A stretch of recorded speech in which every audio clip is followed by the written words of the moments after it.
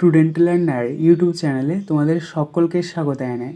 আজ আমাদের আলোচ্য বিষয় তৃতীয় শ্রেণীর ইংরেজি বিষয়ের সেকেন্ড সামেটিভ এক্সাম অর্থাৎ দ্বিতীয় পর্যায়ক্রমিক মূল্যায়নের একটা উত্তর সহ নমুনা প্রশ্নপত্র নিয়ে। ফুল মার্কস তোমাদের থাকবে 30 এবং সময় থাকবে 1 ঘন্টা। প্রশ্নপত্রটা তোমাদের সেট নাম্বার 3। সরাসরি স্ক্রিনে তোমরা উত্তর সহ নমুনা প্রশ্নপত্রটা দেখতে পাচ্ছ। 1. Read the following passage carefully and answer the question given below. অর্থাৎ এখানে তোমাদেরকে একটা প্যাসেজ দিয়ে দেওয়া হয়েছে, এই প্যাসেজটাকে ভালো করে পড়ে নিতে হবে এবং নিচে যে প্রশ্নগুলো থাকবে সেই প্রশ্নগুলোর উত্তর এই প্যাসেজ থেকে খুঁজে নিয়ে লিখতে হবে। ওয়ান্স আপন এ টাইম, একদা এক সময়, a peacock lived in a forest beside a lake. একটা ময়ূর জঙ্গলে হ্রদের ধারে বাস করত। He was very proud of his beauty. সে তার সৌন্দর্যের জন্য খুবই গর্বিত বোধ করত। Every day he use to go to the lake. প্রতিদিন সে হ্রদে যেত। There he looked at his own reflection in the water. সেখানে সে নিজের প্রতিচ্ছবিটা জলের মধ্যে দেখত। Oh what a beautiful bird I am. তখন সে বলতো যে আমি কতটা সুন্দর পাখি। My feathers and wings are so beautiful. আমার পালক এবং ডানা কতটা সুন্দর। He use to say to himself. সে নিজেই নিজেকে এই কথাগুলো বলতো। A write T for true and F for false statements in the given boxes 1:2 = 2। অর্থাৎ বাক্যটি সত্য হলে তোমাদেরকে টি লিখতে হবে এবং মিথ্যা হলে এফ লিখতে হবে। দেখো প্রথমে রয়েছে এরটা, the peacock lived by a side of a river. অর্থাৎ ময়ূরটি নদীর ধারে বাস করত। এটা হবে মিথ্যা, তাই বক্সের মধ্যে আমরা এফ লিখব। B, the peacock was very proud of his beauty. অর্থাৎ ময়ূরটি তার সৌন্দর্যের জন্য গর্বিত বোধ করত। এটা হবে সঠিক, তাই বক্সের মধ্যে আমরা টি লিখব। B, answer the following question 2:2 = 4। A, what did the peacock look in the water of the lake. অর্থাৎ হ্রদের জলে ময়ূরটি কী দেখতে পেল। Answer, the peacock looked at his own reflection in the water of the lake.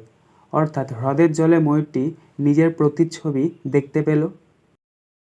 B, which bird has the most beautiful feather. অর্থাৎ কোন পাখির পালক সবচেয়ে সুন্দর। Answer, the peacock has the most beautiful feather.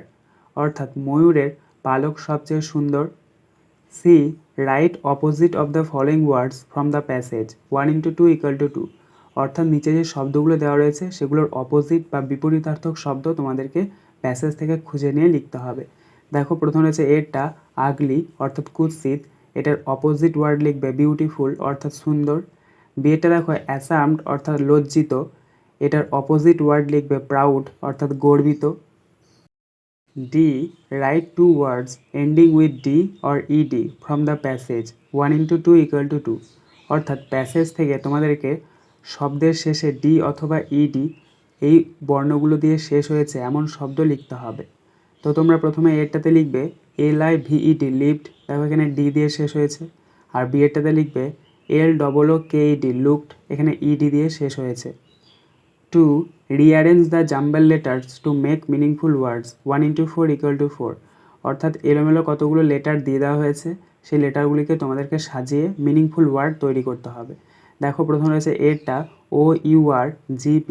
এই লেটারগুলিকে যদি আমরা সঠিকভাবে সাজাই তাহলে পাবো GROUP গ্রুপ অর্থাৎ দল। বিয়েরটা দেখো YNEHO। এই লেটারগুলিকে যদি আমরা সঠিকভাবে সাজাই তাহলে পাবো হানি অর্থাৎ মধু। সি এটা দেখো RAEC।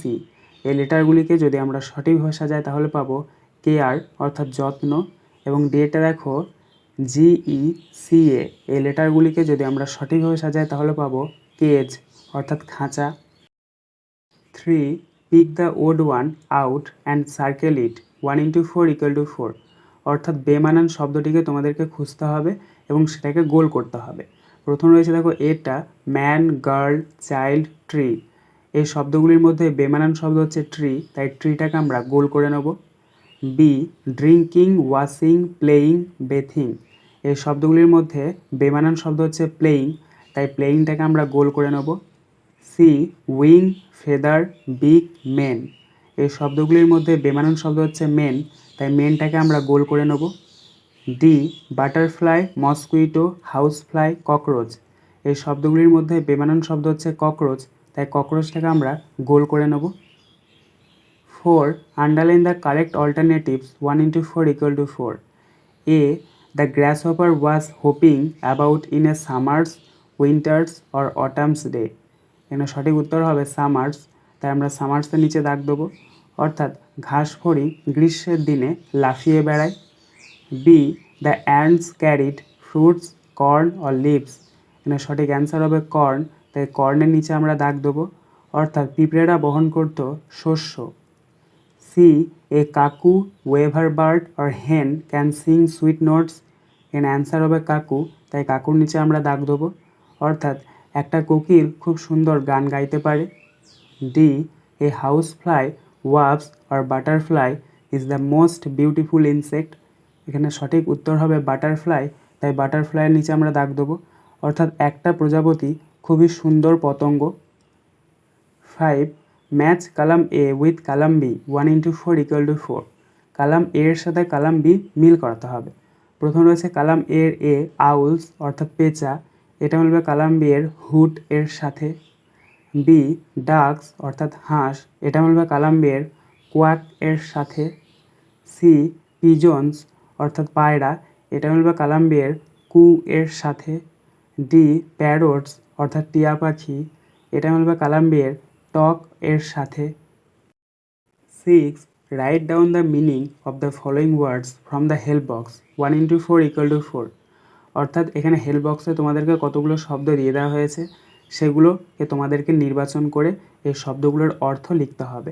দেখো প্রথম রয়েছে এরটা ব্ল্যাঙ্কেট, এটার মিনিং অর্থ লিখবে COVER কভার। বি এরটা দেখো স্ট্রেঞ্জ, এটার মিনিং অর্থ লিখবে UNCOMMON আনকমন। সি এরটা দেখো স্কেয়ারসিটি, এটার মিনিং ওয়ার্ড লিখবে SHORTAGE শর্টেজ। এবং ডি এরটা দেখো ইন্ট্রোডিউস, এটার মিনিং ওয়ার্ড লিখবে MAKEKNOWN মেক নোন। আজকের আলোচনা পর্বটি এখানেই শেষ হলো। আশা করি ভিডিওটি তোমাদের ভালো লেগেছে। যদি ভালো লাগে একটা করে লাইক করে দিও। সবশেষে তোমাদের কাছে একটাই অনুরোধ, যারা এখনও পর্যন্ত আমাদের চ্যানেলটিকে সাবস্ক্রাইব করে উঠতে পারোনি, তারা চ্যানেলটিকে সাবস্ক্রাইব করে পাশে থাকা নোটিফিকেশন বেলকে অল প্রেস করে নিও এই ধরনের নতুন নতুন ভিডিও পাওয়ার জন্য। ধন্যবাদ।